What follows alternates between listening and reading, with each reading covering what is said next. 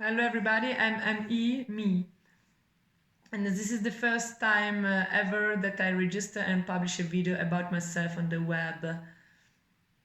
I first would like to apologize in advance for my English, especially for the pronunciation and the conceptual errors of the thoughts I'm going to expose you.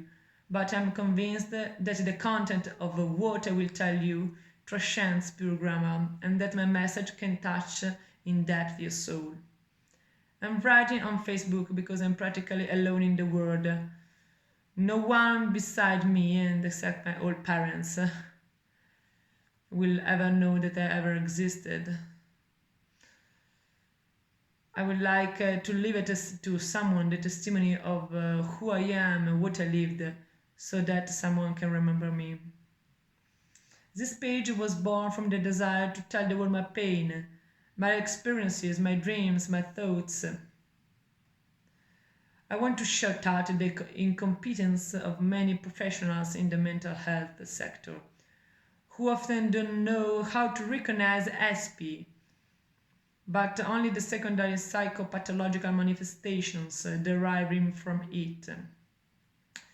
I want this place to be a sanctuary for discussions between like-minded people, at least by diagnosis, so that what we feel, perceive, experience, imagine, and create can be shared with others who perfectly understand what we want to communicate.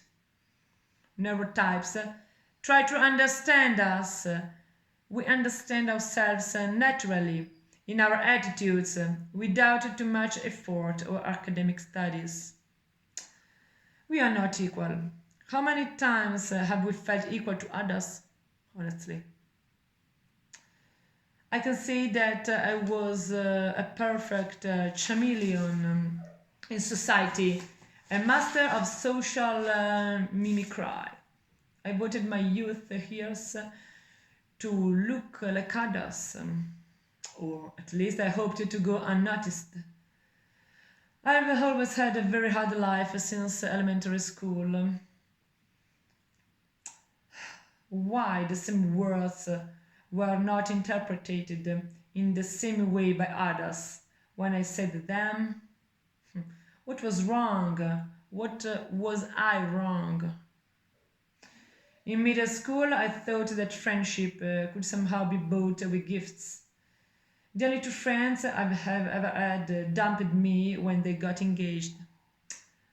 Since then, I overcompensated my sadness and pain of the loneliness in which I laid, immersing myself in the world of study and becoming a real genius.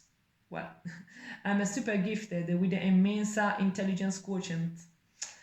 And on that days, I used it to learn everything in high school, becoming the untouchable, perfect, in grades of the school subjects and in the behavior we teach us. At university, I maintained this ability to excel in all the school subjects, becoming the best student of the entire faculty of the university. A very promising student, but my social life was becoming impoverished. Unable to communicate for more than 5 minutes without falling into gaffes or banalities, I was always isolated from my college colleagues. In those years, I ate lunch alone most of the times. With this emotional storm underway, driven by another outburst of despair, I decided to get help from my fellow psychotherapist specialists of various orientations in different areas of my nation. And here the Waterloo defeat happened. The colleagues didn't recognize the real causes of my psychophysical discomfort and began to speculate very different academic theories, attributing labels and nicknames to my discomfort. They didn't dig in depth, and they used the theories studied in their courses, ending up distorting the facts by adapting them to the theories instead of adapting the theories to the facts. So I have become the depressed, the anxious, but no one of them recognized my true problem, that I'm an Asperger. I was finally diagnosed Asperger by two psychiatrists from the National Health System who finally knew where to collocate all my strange thoughts and attitudes in the category of high functioning autism. I'm an Aspie. What else? My family is a disaster.